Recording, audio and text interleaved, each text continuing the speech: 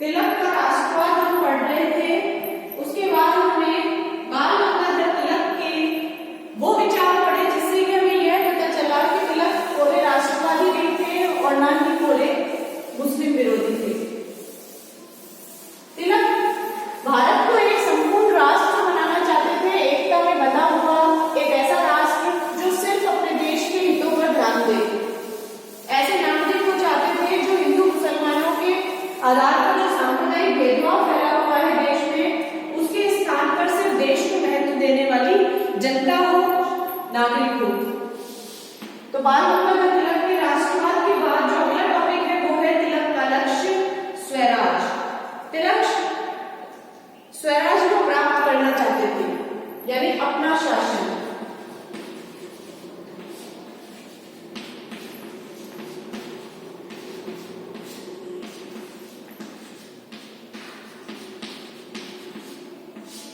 तिलक का लक्ष्य स्वराज। तिलक के समस्त राजनीतिक चिंतन को एक शब्द में व्यक्त किया जा सकता है और वो है स्वराज। कि तिलक का जो सारा राजनीतिक चिंतन है, अगर उसे एक शब्द में देखें तो वो होता है स्वराज। स्व मतलब अपना, राज्य मतलब शासन। तिलक ने प्राचीन भारतीय दर्शन का बहुत गहरा अध्ययन किया था। इसके आधारभूत सिद्धांत था धर्म राज्य, और इस धर्म राज्य से जो आशय है वो ये है कि राजनीतिक व्यवस्था एक ऐसी राजनीतिक व्यवस्था जो धर्म पर आधारित हो और जिसका उद्देश्य धर्म का रक्षण तथा पोषण हो। तो स्वराज जो है वो इस धर्म राज्य की एक आवश्यक स्थिति है कि धर्म पर आधारित राज्य तभी स्थापित हो सकता है जब स्वराज प्राप्त हो गया हो। तो इस प्रकार स्वराज जो था वो तिलक के लिए एक नैतिक आवश्यकता थी।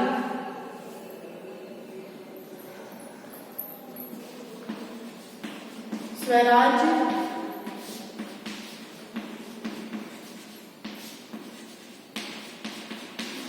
तिलक के लिए एक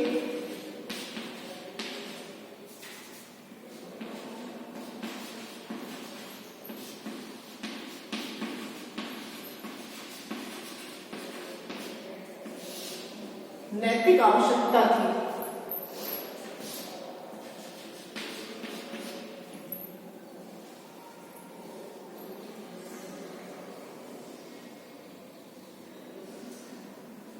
प्रत्येक भारतीय का धर्म तथा कर्तव्य स्वराज्य था।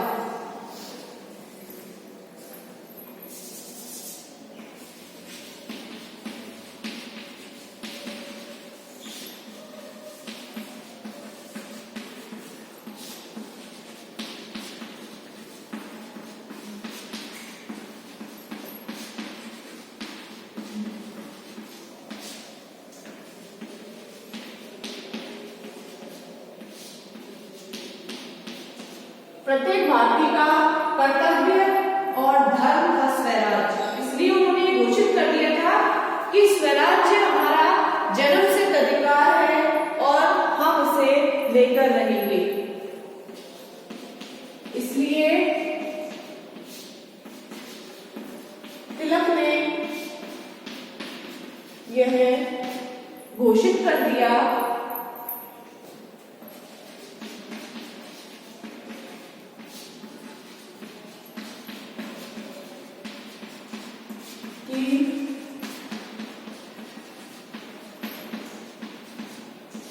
स्वराज्य हमारा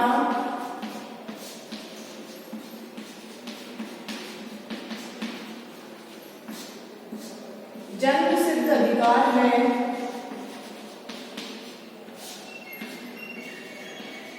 वह हम इसे लेकर रहेंगे।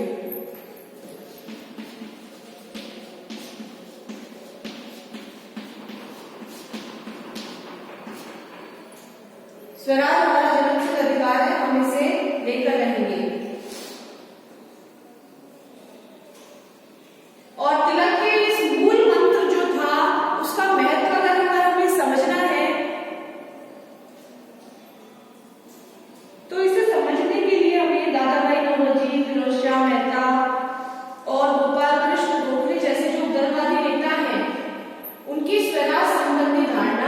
देखनी होगी, उससे उसकी तुलना करनी होगी। उदारवादी नेता स्वराज की मांग जो है वो ब्रिटिश नागरिक होने के नाते ब्रिटिश उपनिवेशों के नमूने पर करते थे। उन्होंने अपनी प्रेरणा ब्रिटिश इतिहास तथा संस्थाओं से प्राप्त की थी कि किस तरह से हमें कानूनी तौर पर हमें स्वराज को मांगना है, स्वराज प्राप्त करना है, याचनाओं के आधार पर, प्रार्थना पत्रों के आधार पर या फिर कोई प्रतिनिधि मंडल भेजकर हमें स्वराज जो है वो क्रमिक रूप से धीरे धीरे हमें चाहिए। लेकिन जो बाल गंगाधर तिलक है वो ये कहते हैं जब देश हमारा है, शासन हमारा है, तो क्यों ना पूरा का पूरा शासन प्रशासन सिर्फ भारतीयों के ही हाथ में होना चाहिए, ब्रिटिश सरकार का यहाँ पर कोई कार्य नहीं है, ऐसी तिलक की मान्यता थी। तिलक नहीं चाहते थे कि वो ब्रिटिश सरकार के अंडर में रहकर, उनके अधिकार क्षेत्र में रहकर कोई भी कार्य करे। तो तिलक की प्रेरणा का जो स्रोत था वो प्राचीन भारतीय राजनीतिक दर्शन था।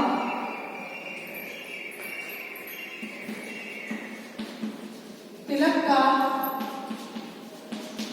प्रेरणा स्रोत प्राचीन भारतीय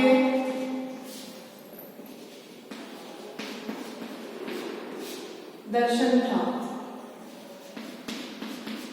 तिलक का जो प्रेरणा स्रोत है वो प्राचीन भारतीय दर्शन था, जिसमें स्वराज को व्यक्ति का धर्म बताया गया है।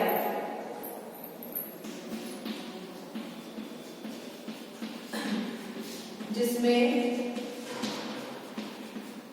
स्वराज को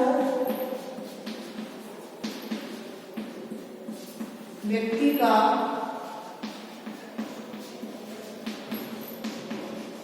धर्म बताया गया है।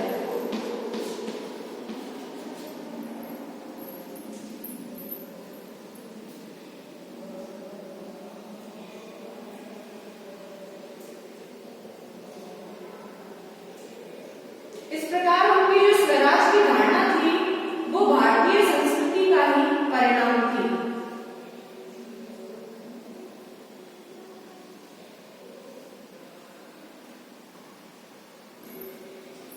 इस प्रकार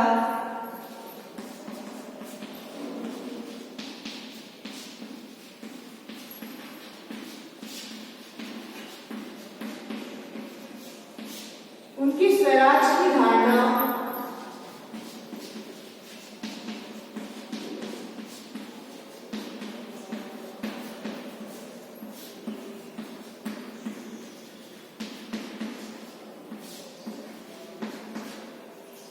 भारतीय संस्कृति का उनकी स्वराज की जो धारणा थी वो भारतीय संस्कृति का ही परिणाम थी।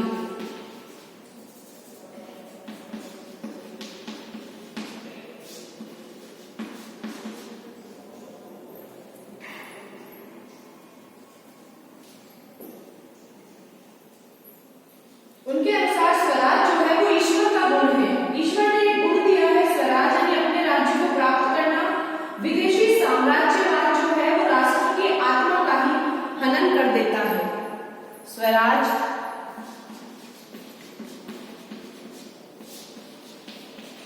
एक ईश्वरीय गुण है,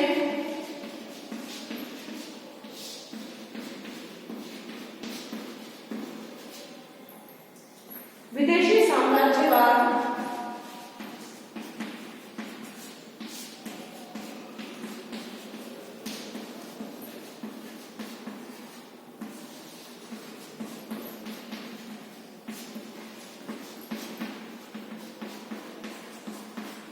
राष्ट्र की आत्मा का ही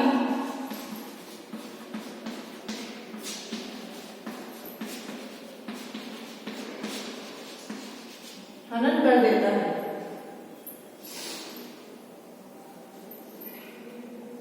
इसलिए उन्होंने विदेशी साम्राज्यवाद के विरुद्ध संघर्ष और भारत के लिए स्वराज की घोषणा की।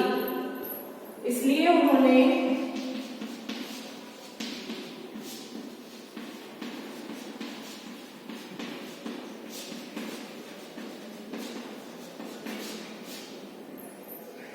विदेशी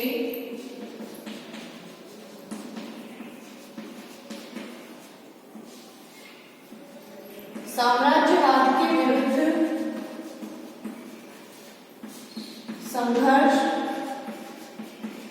व साम्राज्यवाद के विरुद्ध व स्वराज्य की घोषणा कर दी भारत के लिए। व भारत के लिए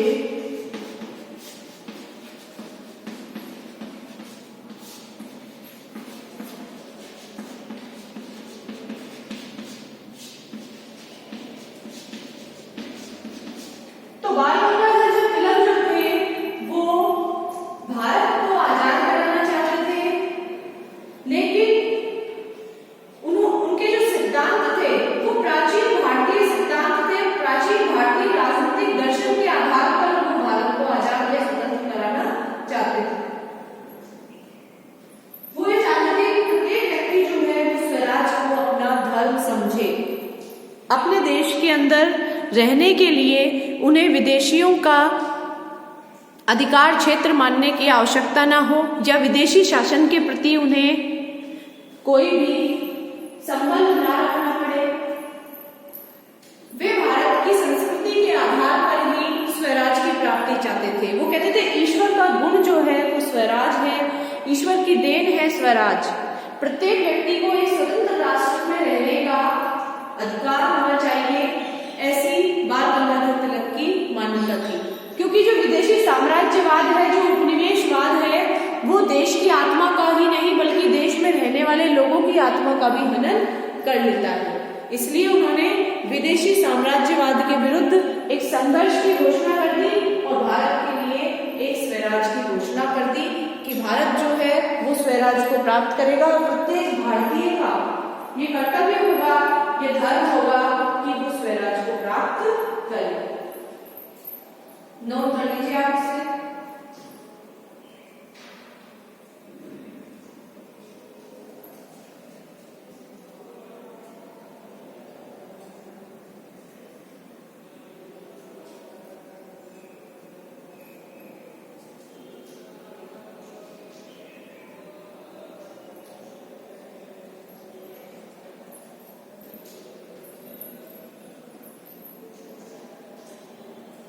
इसके बाद में है स्वराज का आशय कि क्या परिभाषा थी तिलक के लिए स्वराज की।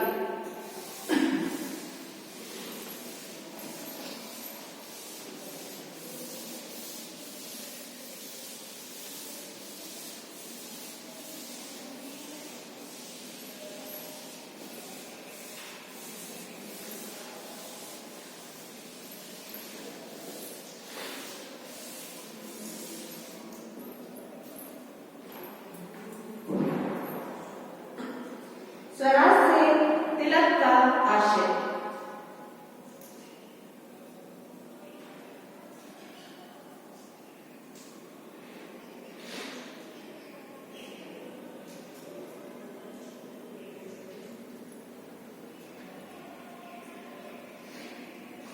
सबसे पहले 1916 तक जो लखनऊ समझौता हुआ था, तब तक तो तिलक की जो स्वराज की अवधारणा थी, जो धारणा थी तिलक के स्वराज का जो मतलब था वो ये था पूर्ण स्वाधीनता, हमारा ही देश हमारा ही शासन। लेकिन जब होम रूल आंदोलन चला और उसके बाद में जब 1916 को 31 मई 1916 को जो है वो स्वराज पर अपना पहला भाषण देकर उन्होंने कहा कि स्वराज से हमारा अभिप्राय ये है कि भारत के जो आंतरिक मामले हैं उनमें जो प्रबंध करें वो भारतीय ही करें, यानी भारतवासियों के हाथों में ही हो शासन। लेकिन हम ब्रिटेन के राजा या सम्राट को बनाए रखने में विश्वास करते हैं कि हमारे ऊपर जो शासन है वो ब्रिटेन के सम्राट का ही होगा।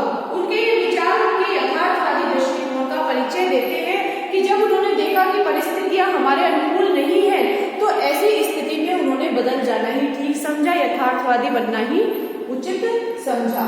तो स्वराज से तिलक का आशय।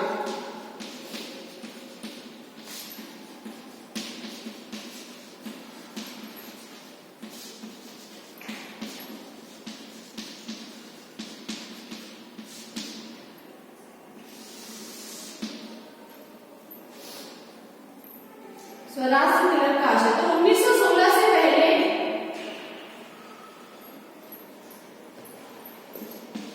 1916 से पहले से पूर्व तिलक के लिए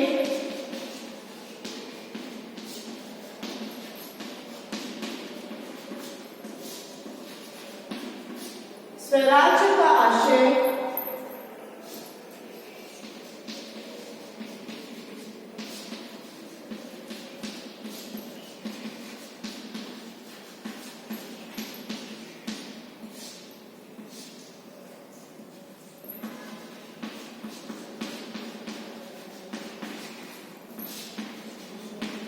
तिलक के लिए स्वराज का आशय पूर्ण स्वाधीनता की स्थिति था, जिसमें ब्रिटिश सम्राट के लिए कोई स्थान नहीं हो सकता।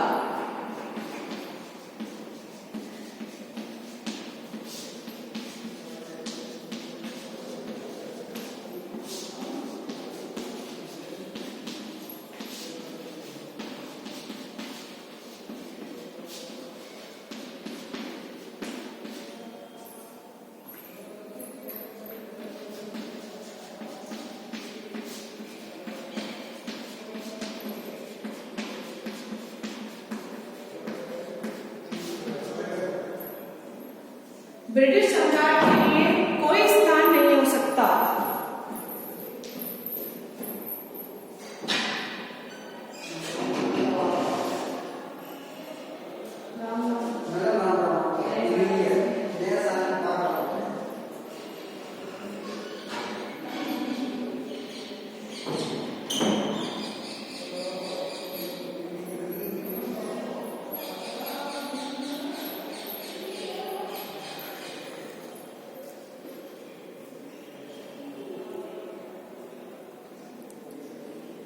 तिलक, स्वराज से तिलक का आशय जो था 1916 से पहले तो ये था कि पूर्ण स्वाधीनता की स्थिति हमें प्राप्त होनी चाहिए, ब्रिटिश सम्राट के लिए कोई स्थान नहीं है भारत में।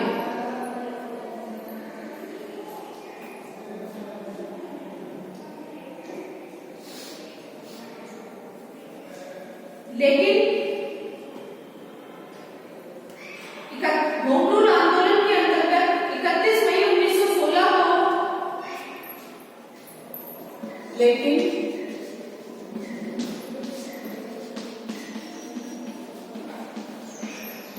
होम रूल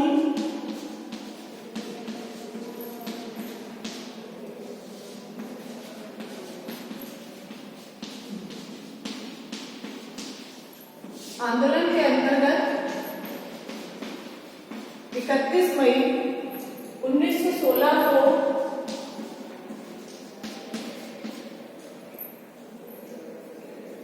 एक भाषण दिया था अहमदनगर में। वो अहमदनगर में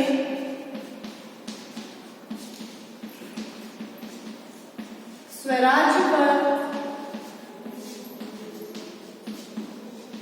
अपने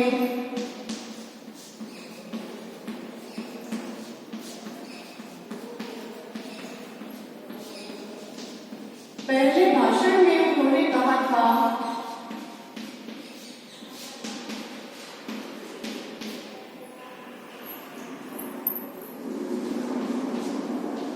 क्या कहा था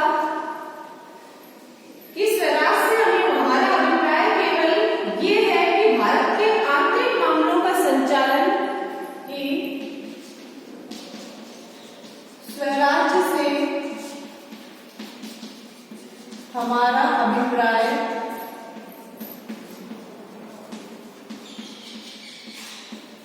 यह है कि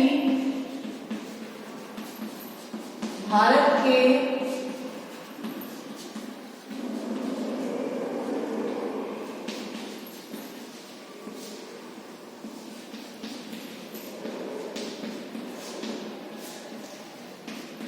आंतरिक मामलों का संचालन व प्रबंध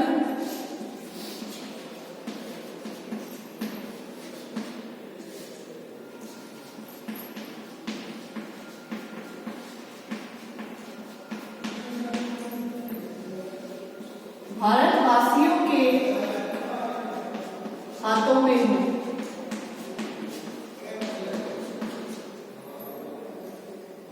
भारतवासियों के हाथों में हो। हम ब्रिटेन के राजा सम्राट को बनाए रखने में विश्वास करते हैं। हम ब्रिटेन के राजा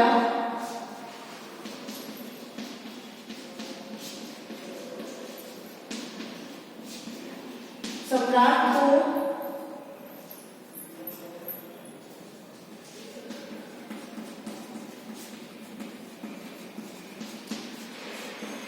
बनाए रखने में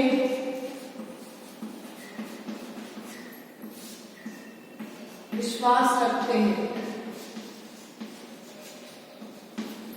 तो ये स्वराज को लेकर उन्होंने होम रूल आंदोलन के समय अहमदनगर में एक भाषण दिया था, जिसमें उन्होंने एक यथार्थवादी दृष्टिकोण को अपनाते हुए, वास्तविकता को अपनाते हुए उन्होंने स्वराज से अभिप्राय ये बताया कि भारत के जो आंतरिक मामले हैं उनका प्रबंध और संचालन जो है वो भारतवासियों के हाथों में ही हो, और हम ब्रिटेन के जो सम्राट है यानी राजा जो है उसे बनाए रखने में विश्वास रखते हैं। नोट कर लीजिए आप इसे।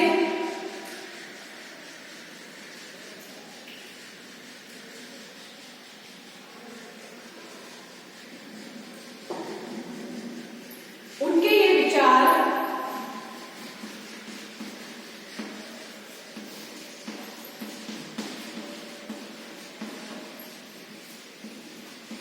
उनके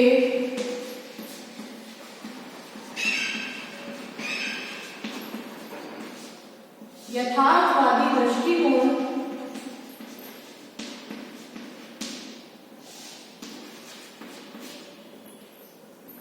का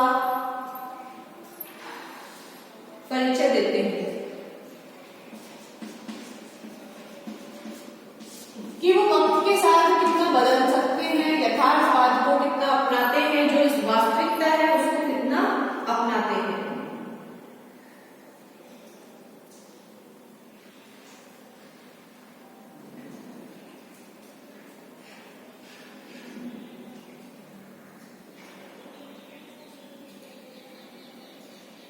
और ये बात उल्लेखनीय है कि तिलक ने ये सारी बात कह के अपने पूर्ण स्वाधीनता की जो आकांक्षा है यानी आजादी जो पूर्ण प्राप्त करने की जो आकांक्षा है उसको उन्होंने छोड़ा नहीं है, उसका त्याग नहीं किया है, बल्कि तत्कालीन परिस्थितियों को देखते हुए ब्रिटिश साम्राज्य के अंतर्गत जो है वो अंतर्गत स्वराज का ही व्यवहारिक सुझाव दिया है,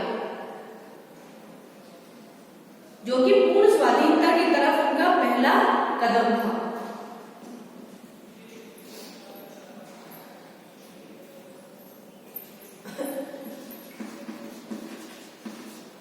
इसके अंतर्गत तिलक ने अपनी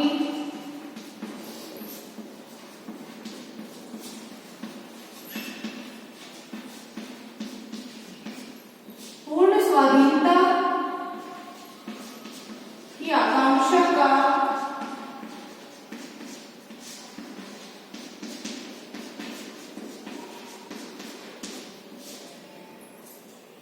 परित्याग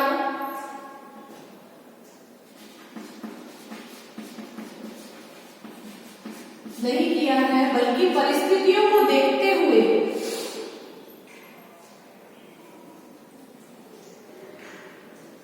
तत्कालीन परिस्थितियों को देखते हुए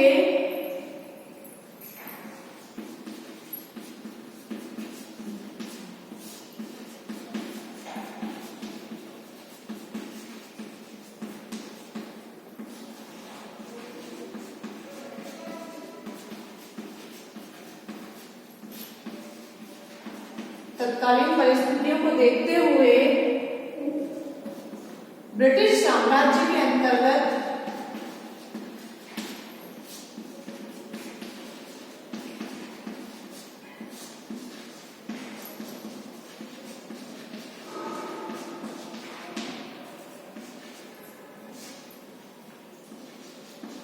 पूर्ण स्वराज ब्रिटिश साम्राज्य के सतत स्वराज प्राप्त करने का जो तरीका है, जो व्यवहारिक सुझाव है वो दिया है।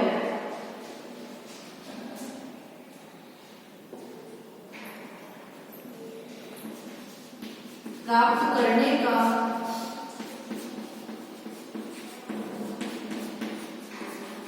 व्यवहारिक सुझाव दिया।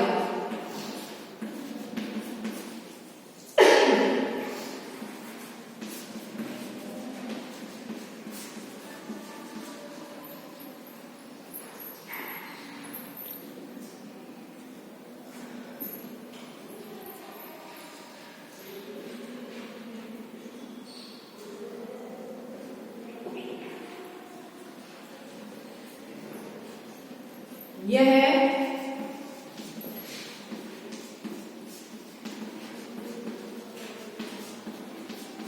पूर्ण स्वाधीनता की दिशा में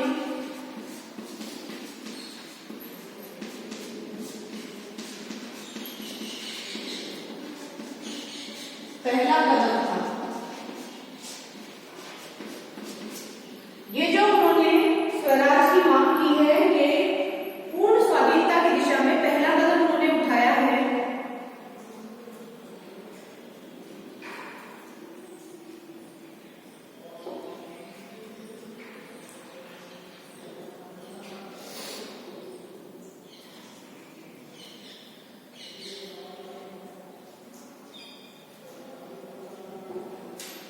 और उन्होंने ये इसलिए किया था क्योंकि पहले जो स्वराज मांगते थे, जो नेता, जो भारतवासी स्वराज की मांग करते थे, उन्हें देशद्रोही माना जाता था, जिन उग्रवादी माना जाता था, देशद्रोही माना जाता, क्रांतिकारी, आतंकवादी माना जाता था। तो उन्होंने सबसे पहले देशद्रोह से स्वराज को अलग करने के लिए उन्होंने इस तरह की मांग की थी। उसके बाद में उन्होंने कहा था कि सबसे पहले स्वराज की मांग को राजद्रोह से अलग किया जाना चाहिए और देश की जनता को स्वराज के लिए संगठित करना चाहिए।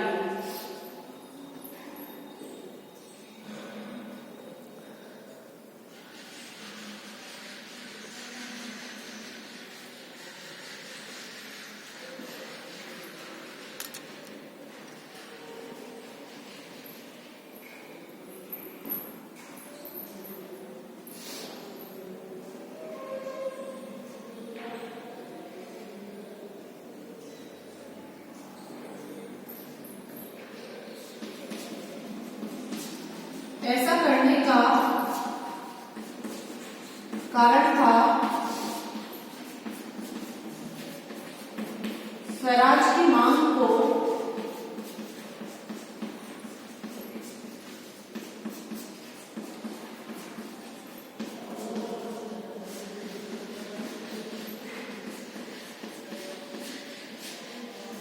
राजद्रोह से अलग करना,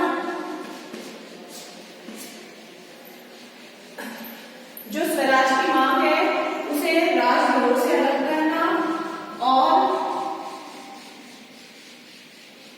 देश की जनता को स्वराज के लिए संगठित किया करना। वह देश की जनता को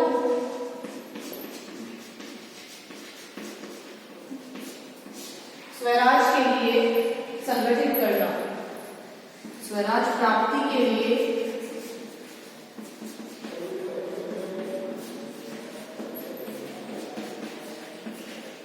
संगठित करना। तो इस तरह से बाल गंगाधर तिलक जो है, उन्होंने स्वराज का मतलब बताया है और उनका जो स्वराज है वो परिस्थिति के अनुसार बदल गया। जब वो पूर्ण स्वराज की मांग कर रहे थे 1916 से पहले, वो बदल गया और उसके स्थान पर उन्होंने ब्रिटिश शासन के अंतर्गत ही स्वराज की मांग की कि हम सिर्फ भारत के आंतरिक मामलों का संचालन और प्रबंध चाहते हैं कि वो प्रबंध जो है भारतवासी करें। इसके अलावा हम ब्रिटेन की जो सत्ता है, राजा की जो सत्ता पवित्रता है, उसकी गरिमा है, उसको बनाए रखेंगे। ब्रिटेन के राजा सम्राट को हम बनाए रखने में विश्वास करेंगे। और उनका जो ये विचार था कि वो परिस्थितिवश बदल गए, ये उनके यथार्थवादी दृष्टिकोण का परिचय देते हैं। यदि वो उस पर अड़े रहते तो शायद देश आजाद नहीं हो पाता, क्योंकि ब्रिटिश सरकार जो है वो उन्हें क्रूरता से दबा देती, उनके आंदोलन को दबा देती और उनकी स्वराज प्राप्ति की जो इच्छा है शायद वो अधूरी रह जाती। लेकिन परिस्थितियों के साथ उन्होंने, अगर उन्हें विजय प्राप्त करनी है तो हमें युद्ध में भी एक कदम पीछे होना पड़ता है। वही उन्होंने अपनाया कि इस समय एक कदम पीछे करना ठीक है, जिससे कि हम आगे जल्दी पहुंच सके। और उनके ये विचार जो थे वो यथार्थवादी दृष्टिकोण का परिचय देते हैं। तो इसके अंतर्गत तिलक ने जो अपनी पूर्ण स्वाधीनता की जो आकांक्षा है वो नहीं त्याग की थी। इसका मतलब ये नहीं था कि तिलक ने सब कुछ छोड़ दिया है, वो नहीं चाहते कि देश अब आजाद हो, ऐसा नहीं था। बल्कि उन्होंने सिर्फ उस समय की परिस्थितियों को देखते हुए ही ये स्वराज की जो नीति है उसका व्यवहारिक सुझाव उन्होंने दिया था कि हम ब्रिटिश साम्राज्य के अंतर्गत ही स्वराज प्राप्त करेंगे। और ये जो सुझाव था उनका, ये उनकी पूर्ण स्वाधीनता की दिशा में पहला कदम था, क्योंकि इसका सबसे बड़ा कारण ये था कि जो उस समय स्वराज की मांग करता था उसे देशद्रोही, राजद्रोही माना जाता था। वो ब्रिटिश शासन के साथ गद्दारी कर रहा था, ऐसा माना जाता था। इसीलिए देश की जनता को स्वराज प्राप्ति के लिए संगठित करना जो चाहते थे, उसके लिए उन्हें सबसे पहले ब्रिटिश साम्राज्य के अंतर्गत स्वराज प्राप्ति का पहला कदम अपनाना पड़ा। इससे देशवासियों के मन में एक कॉन्फिडेंस आया, एक जागरूकता आई कि वो इस कार्य को कर सकते हैं, वो भारत का प्रबंध कर सकते हैं। क्योंकि तब तक भारतीय ये नहीं जानते थे कि क्या हम अपने देश का शासन स्वयं चला सकते हैं। लेकिन जो कि तिलक जो थे उन्होंने भारत की जो प्राचीन संस्कृति है उसमें देखा कि भारतीयों ने भी देश का शासन बहुत अच्छे से चलाया है, भारतीय राजाओं ने, शासकों ने देश को बहुत अच्छे से चलाया है, शासन चलाया है। तो भारतीय भी